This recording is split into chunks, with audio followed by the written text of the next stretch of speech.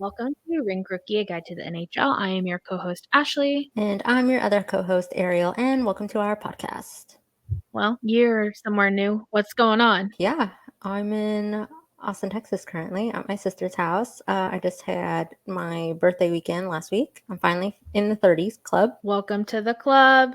Happy to be here. That makes one of us. Yeah, so that was fun. And now I'm here in Texas, kind of visiting with my sister and then getting ready for my mom's birthday coming up. So that's going to be another fun time. Do you guys, is it just you two that are nearby birthdays, or does anyone else in the family have one nearby? Well, honestly, it's like nonstop, like August, September, October, November, December. That's kind of what I was wondering. We're like that too. My dad started in November, and then it was him, my mom, my baby sister, me, and then my middle sister, like in December to January or November to January. Kind of weird how it like works out like that. I know, like there's like a random time. I don't like hardly anybody has like a middle, like in my family has like a middle of the year like birthdays. It's like there's like a big cluster like in March and June, and then like everyone else at the end of the year. I feel like that's so frustrating, like celebration wise. Does everybody get their like time to shine, and then like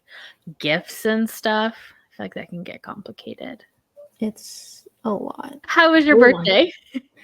Everything was so fun. Some of our friends that I wish you could have been there. It was interesting. I'm not gonna lie, I was so nervous because I'm like, I don't know how's everyone gonna mesh together. Like all my sisters, I know they'll be fine, but like all my friends, I had nothing to worry about. And then it turns out she said this was love, but it was kind of funny, and I agree. One of my sisters said, I'm so glad no one in this group is an asshole. Everyone is really nice and gets along. And then it came to the conclusion that I'm the asshole. Affectionate. Yeah, like affectionately, I'm the asshole. It's just that I'm definitely like that heavier, like Sagittarius energy versus everyone. Like there was even like a conversation, everyone like sat down and said, okay, how do we all connect to Arielle some way to her emotionally? And then after everyone discussing it started to make sense. So like, oh, okay, everyone just balances me out, and it just worked out fine. I love that. You got a good group. Yeah, it was so fun. We missed you.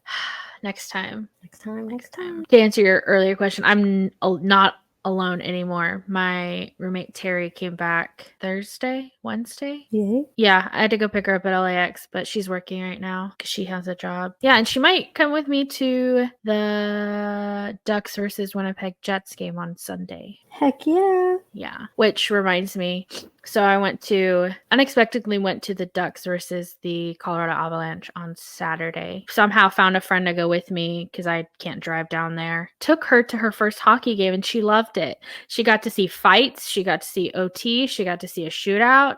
She had to see a little bit of everything. Yeah, she got to see it all. It was amazing. It was a really good game, even though the Avalanche lost. And then the next day, I saw them again against the Kings, and that was a really sad game because not only was Kale out and they lost again, but I just feel like I feel like back-to-back games are so rude. Like back-to-back away games for sure. You can't even like relax at all. I know, all the traveling. Yeah. I mean, to be fair, Anaheim and LA is only like a 30, 45 minute like distance, but still. I just think it's rude. Whatever. They were good games. It was really cool to see Nathan McKinnon in person, even though I think he may or may not still be sick. I also blame that for their losses too. And they're playing the Ducks tomorrow or today. I think it's tomorrow. The Avalanche? Yeah. Who's scheduling this? I don't know. Sucks ass. I guess I just want to, like, I don't know if anyone will answer us, but I have a question. Is this normal? Like, is this schedule normal? Like this bad is this normal? I don't know. It just feels like bad. Is this just something people complain about every year? I don't know. Anyway, let us know. But we have a bunch of hockey news to get into today. I feel like we go in the week before and we're like, oh, maybe there won't be that much news and we can talk about something else. And there's always a bunch of freaking news. So that's where we're at today. If you want to start us off, Arielle. Oh, great. I'm reading this going, yay. All right. So Corey Perry update that we were not prepared for. So a source told ESPN's Emily Kaplan that Corey Perry traveled with the Blackhawks to Columbus last Tuesday, a day before the game, and an incident occurred that day involving a team employee. Perry, who did not play last Wednesday, was, quote, immediately pulled from the game once the club was notified, and at that point they began an investigation. Perry was placed on unconditional waivers for the termination of his contract after he, quote, engaged in conduct that is unacceptable and in violation of the terms of his contract and the Blackhawks' internal policies intended to promote professional and safe work environments, end quote. Perry went on to release a statement a day later. Yeah, I think he just apologizes for his behavior and hopes that people will forgive him, I think, with time. And also, too, with all the other crazy rumors. I feel bad about laughing last week now. Oh, I know. And because poor Connor Bedard. Everything unfolded so quickly. Was it oh my gosh. So the Blackhawks played the Jets within the last handful of days, and a Winnipeg reporter asked Connor about the situation, and he goes, it's just a bunch of rumors. Like, it's stupid, blah, blah, blah. And then one of the owners of the Jets, or the GM or someone, went onto the Blackhawks bus and apologized for that reporter's question. It's like, damn. I feel like that's very Canadian, first of all, to just hey, I'm so sorry. Even though I had no control and that's not our reporter, I must still apologize. I'm so sorry. Well, I do not think we'll see Corey Perry again in the NHL, personally. Who knows? Oof. Anything's possible in the NHL. I know. Monday, November 27th game against the Florida Panthers versus the Ottawa Senators ended in 167 penalty minutes with 106 just from one scrum. So this was the Brady Tkachuk versus Matthew Tkachuk game, which their grandma was attendance for. And there's a video of her with her just arms crossed up over her chest, just looking so disappointed.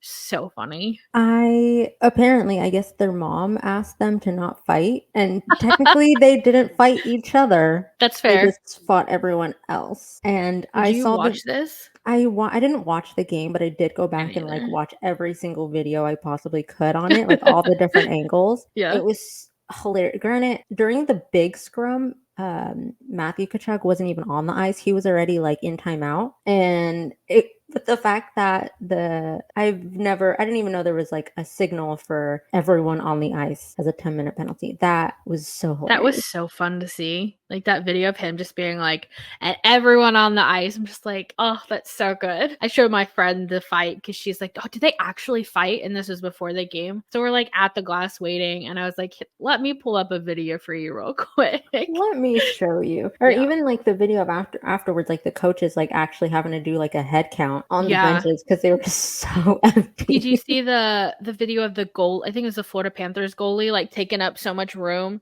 Yeah, I think it's the backup goalie. He's oh, I can actually spread out now, because usually they're squished in a little corner. That's so true. Oh god, it was so funny. That was crazy. I doubt the Hughes showdown is going to have anything like that, but we'll see. I was about to say, you sent me a tweet about how, what was it? What did it say? How come the Hughes Bowl is a wholesome family event? Meanwhile, every Tkachuk Bowl is a Cain and Abel reenactment.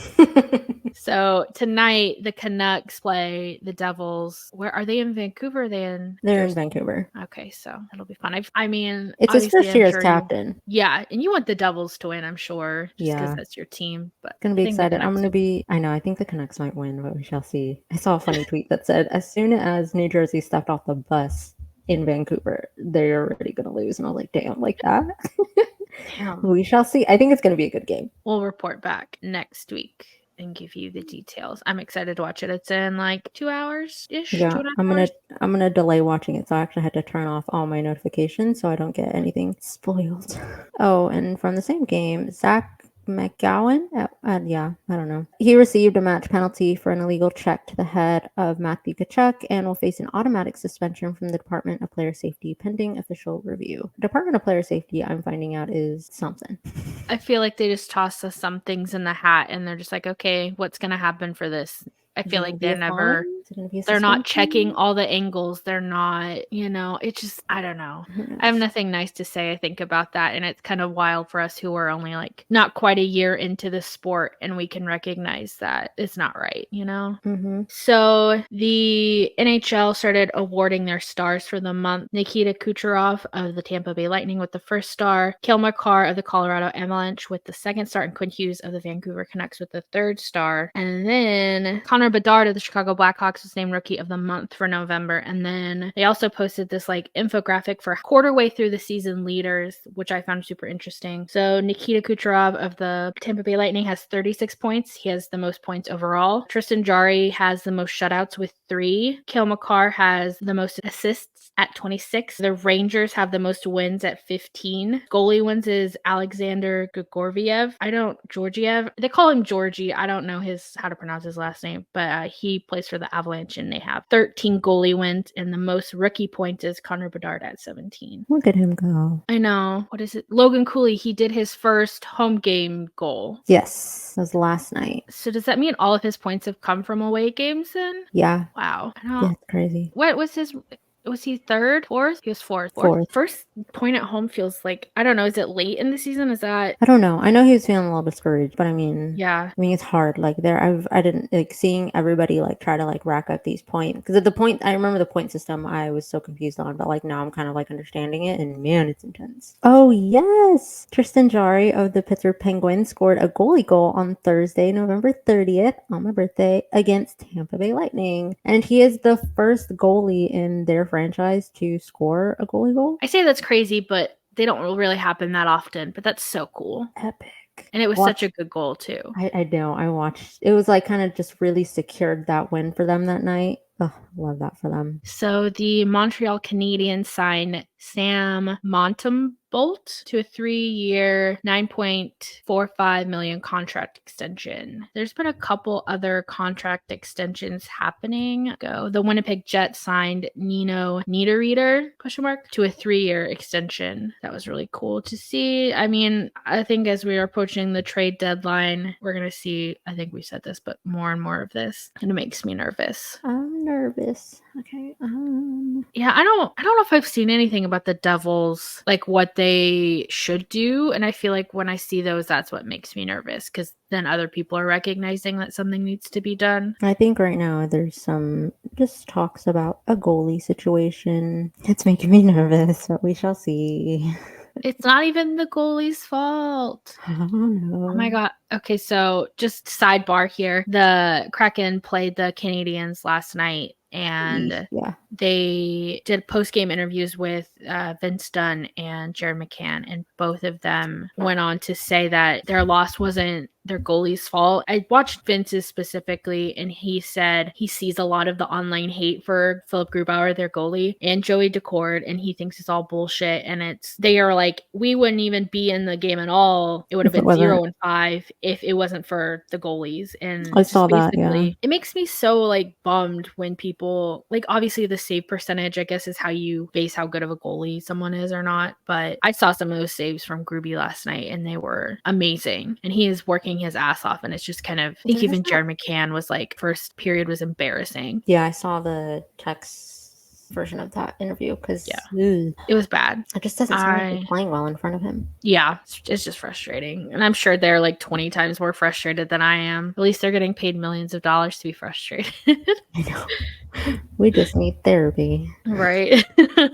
Adam Fox in the New York Rangers is back from injury. And then we've got some Anaheim Ducks news. Tristan Lanouf, Anaheim Ducks, the little duckling, scored his first NHL goal. Congrats. And then Leo Carlson, also Anaheim Ducks, scored his first shootout goal in their game against Colorado Avalanche on Saturday night. So you got to witness that. It was so cool. I only cheered if Leo did anything. I was like, yes, Leo, I love this for you. And he got to do his little post-game interview on the bench after I think he got the 3rd star. Oh, yay. And I don't think he stuttered, which like made me feel so proud, like stupidly proud. Oh, he's probably gaining some confidence in that. I know. I'm so happy for him. Like he really is just like, he might be my favorite rookie. Like Connor Bedard's cool, but like Leo's just like, I don't know, there's something about him. I think Leo has a little bit more personality. I've been watching more of the rookie interviews that have been going on, and like he just seems, or even like on their TikTok they posted like what their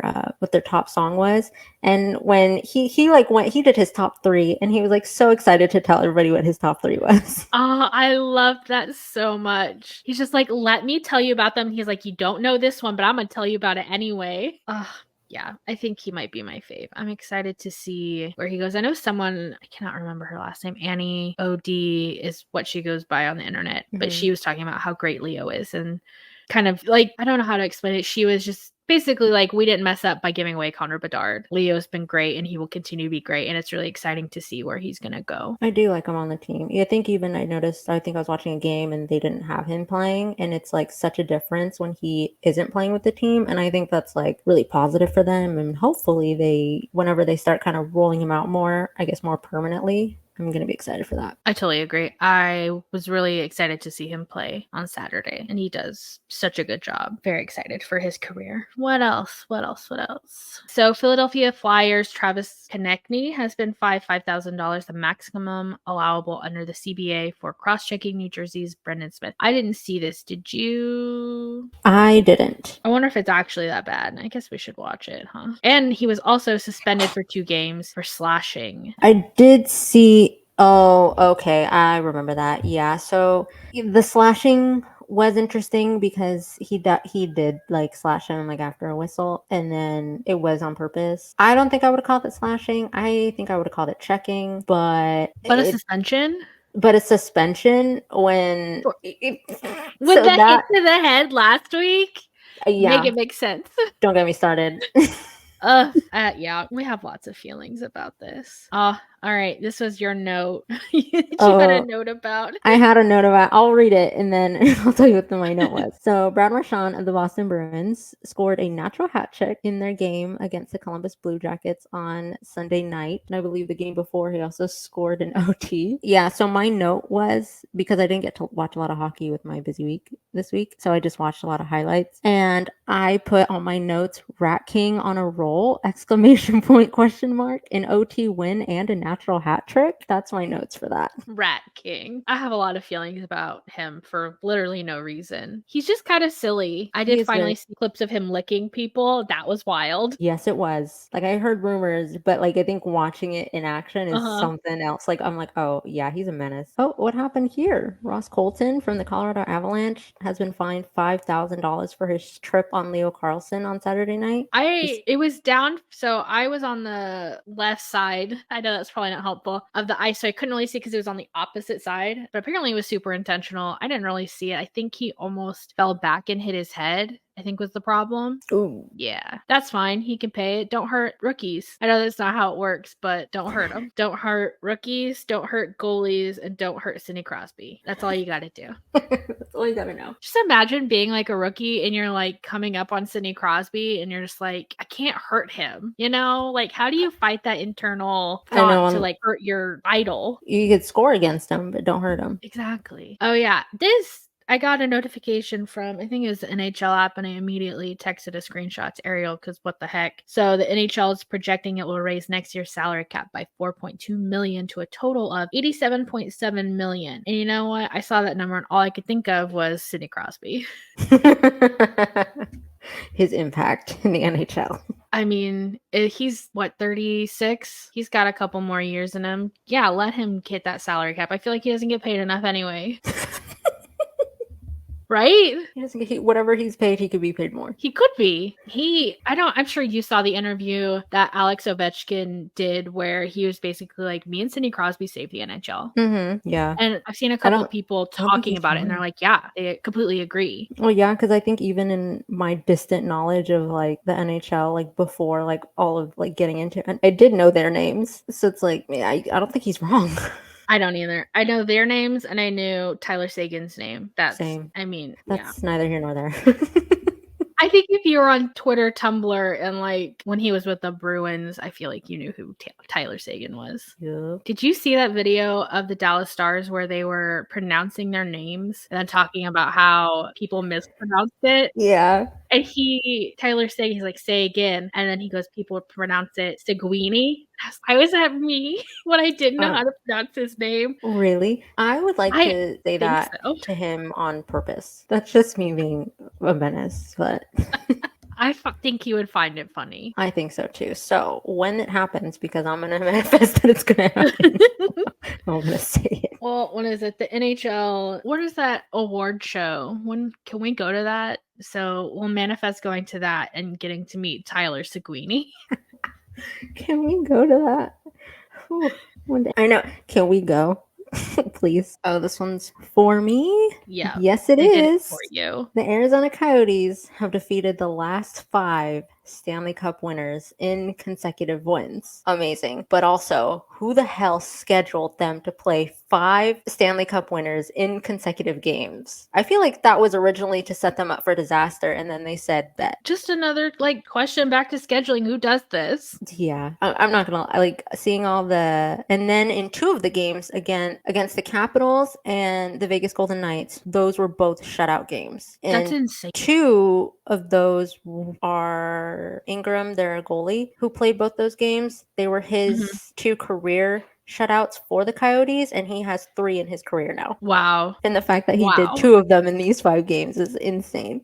That's crazy. I don't know, man. Hey, and it's on record that I started supporting the Coyotes before, like when I thought that they sucked. Now look at them. You're not a bandwagon fan. I did not just hop on. It's on record. I didn't jump on. I was kind of already here. You've been here. I'm very happy for you and your Yotes. This is crazy. Yeah, I'm very excited. wild time. Keep seeing people talk about Cup Watch for them, which I find interesting, which we'll definitely be discussing, I think, next episode. We really want to do a test your knowledge / predictions episode. So hopefully there's not too much news in the next week or hopefully. so. Or if there is, we're just going to have to say sorry and only I know.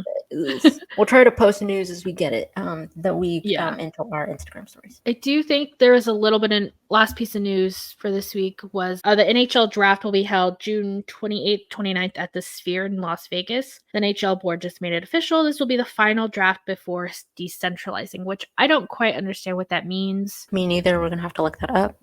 Yeah, that's in the cards for another episode, not today. Okay, so we're going to get into some trade stuff. There's been lots of stuff happening, obviously, with the deadlines coming up. I feel like we've said this a million times, so just going to get into it. So Anthony Beauvillier was traded from the Canucks to the Blackhawks on Tuesday in exchange for a 5th-round pick. Beauvillier was stuck in the bottom 6 in Vancouver, posting 8 points in 22 games. The 26-year-old has a career high of 39 points in a single season, so he could provide some scoring on the wing for a Blackhawks team looking to replace some offense in the absence of Taylor Hall, who is injured, and then Corey Perry, who got terminated. So I think this was upsetting to a lot of people, this trade. Yeah, I mean, I get it. Beauvillier wasn't, I guess on paper he wasn't doing it great, but I don't know. I guess this is super superficial. I liked him in blue. I do not like him in that uniform. That's just me. He did look good in the Canucks blue. I think it was just weird because this happened right after the Corey Perry stuff. So it was just kind of like, you're going to give this guy to this team that's going through all this really bad shit right now. And he was they have to move him back across the country. That's what's awful. I'm like, you move him from New York all the way across to the West and then just send him back. Oh, I would hate that. He's going through it, I bet. I mean, he has a girlfriend, but it's like the family family moves that really get me, and I just feel really bad for them. Yeah, I hear everybody always saying oh, well, this is a business. Okay, well, the business can suck and it's rough. No, I agree. I totally agree. So they did all that just so the Calgary Flames have traded defenseman Nikita Zadorov to the Vancouver Canucks in exchange for the 2024 NHL draft 5th-round pick and a 2026 NHL draft 3rd-round pick. When I saw that they basically said, okay, we're going to trade him for the 5th round, and then they used that to get someone else, I was like, damn, the business part is making moves. I just feel like that 5th-round pick is going to keep getting traded around, honestly. I don't even know who the 5th-round pick is this year. So is it really that important? Maybe, maybe not. We'll see how whoever that person is, how they do. I know. Oh, Patrick Kane signed a 1-year, $2.75 million contract, all salary with the Detroit Red Wings. And it does not include written trade protection following off-season hip surgery per sources. The funny thing with this was I got a text from my friend Corey, who's super into hockey and has been for years. And she goes, "Marked safe from Patrick Kane coming to my team." I thought that was so funny. Ooh, yeah, that was. And then his news was overshadowed by all the Corey Perry stuff. That was just insane. That 2 or 3 days was just bam, bam, bam. And then it doesn't include or written trade protection following off-season hip surgery. What do I not know how to read? Well, I think his surgery was over the summer, so Yeah. I don't know. But then the trade protection, I guess that means he could be traded. But the problem is no one can afford him right now, I think, without getting rid of people. And then who was it that gave up their number so he can have it? It was Daniel Sprong. Yes. 88. I would not don't have know. given up my number. I would have if he had given me something in return. Like, I'm not going to give him something if I'm not getting something back, you know? Yeah, we need to make an even trade. Right? He was like happy to give it away. He was just like, why wouldn't I give it to the greatest American born hockey player? And I'm just like, okay, you can chill. Okay. Lots of feelings about that. I don't even really know the guy that well. I just like I hear all the things, and when nobody wants him and everyone's like about him coming to their team, I feel like there's a reason, like a good reason. I think that's what I was telling you. I'm confused by. Well, I would think I was telling you in a group chat. I'm confused by him because, again, like I always say, we are new here. So I do hear players or maybe some scattered talk about like him being like one of the best American-born players, but then at the same time, I'm also hearing like other people like talk about how he sucks and we don't want him. So I'm like, okay, like what is it? Like I understand like people cannot like players for whatever reason. Totally get that. But when it's like a really solid like half and half, I'm like, I'm so confused by this dude. This dude doesn't even look like he's super excited to like he was tired. I'm sure the recovery wasn't that exciting, but I just don't get it. I'm just so confused by him. I'm perplexed. I think maybe not the issue necessarily, but like a big part of him is that he doesn't probably have much hockey left in him. I don't know how old he is. He's 35, so he's younger than Sidney Crosby. Older than Sidney Crosby. Yeah, so I mean, I guess in theory he really only has a good few years left in him. Good being a subjective word, especially just because he had surgery. So like, who knows how reliable he will be once he starts playing, which I don't know when that is either. Keep waiting for him to pop up and like there'll be. Oh yeah, I saw the video of him being like lightly checked. Yeah, that was so funny. I was like, how do I get that job? Just like skate along someone and just like hit them into the boards. Just I could easily do that because I'm not that great. I'm like Bambi on ice. So. Okay, what's up? We got injuries up next. I think this will be the last little bit we go over for this week. Injury report. Okay, Flyers, Noah Cates will be out 6 to 8 weeks with a lower body injury. Seattle Kraken forward Jaden Short left Tuesday's game against the Chicago Blackhawks after sustaining a lower body injury. The club announced Tuesday night he will be out approximately 6 weeks. There's like 3 of them out that are like imperative to team morale, and I feel like playing, and it just is a bummer. Been there. I hate it here. Oh man, you were telling me about all the people on the Devils out. Who's out for them? The New Jersey Devils announced Friday that Dougie Hamilton is out indefinitely with a torn pectoral muscle, and Thomas Nozick re-aggravated the injury to his right foot and underwent surgery and also is out indefinitely. I believe Dougie is also getting a surgery. Out indefinitely is scary. Yeah, and it's crazy because I watched Dougie's. Actually, I watched both of their injuries happen, and it just sucked. But yeah, I think you and I were talking about this like early on when we realized like, okay, like how scary the sport is. Like, oh, we can literally watch them. Like, I can't imagine watching Andrei Svechnikov when he had his injury, because apparently it happened on ice, and then be out and gone. Like, that would be so terrifying to watch. Yeah, and then hard seeing pass. The news. Oh, I hate it here. I hope for both of our sakes that we're never at a game where like a indefinite injury happens, because I don't want to be there for that. I will cry. Oh man. And then so Saturday the Avalanche played the Ducks. It went into OT, and Cale Makar did not end up playing for the OT and was also out Sunday, and he's out today, Tuesday, with a lower body injury. So I hope he feels better. And then Mason McTavish of the Anaheim Ducks is questionable to return with an upper body injury. And then Sean Durzi of the Arizona Coyotes is out with a lower body injury, and that just happened today, I believe. Yesterday? Yeah. My bad. I don't know where I even pulled that from. Yeah, because I was listening to where the heck was I? Oh, I was at the airport yesterday, and I was listening to the game, and I saw that he was in it, and then I went on Twitter and I saw that he got taken out, and I was like, what happened? That's right. Yeah, they didn't play. They don't play today, so there'd be no way for that to happen today. It was yesterday against their shutout to the Washington Capitals. Did he play for the Kings, Sean Durzi? Yes, he did. He was traded from the Kings to Arizona, I believe. Okay. Oh my God. was scrolling TikTok and the OT5 girls popped up for one of their like glass watching videos, and Pierre-Luc Dubois was standing in front of them, and they're like, I'm gonna start calling him 8.5 because his contract was $8.5 million. Oh my God. She was like, how can you look at him and not want him to succeed? And I was like, I get it, but also like there's so much drama with him. What is the drama? Like, he also confuses me as much as the Corey Perry drama. I'm like, what? Well, not Corey Perry, Patrick Kane. I'm like, what?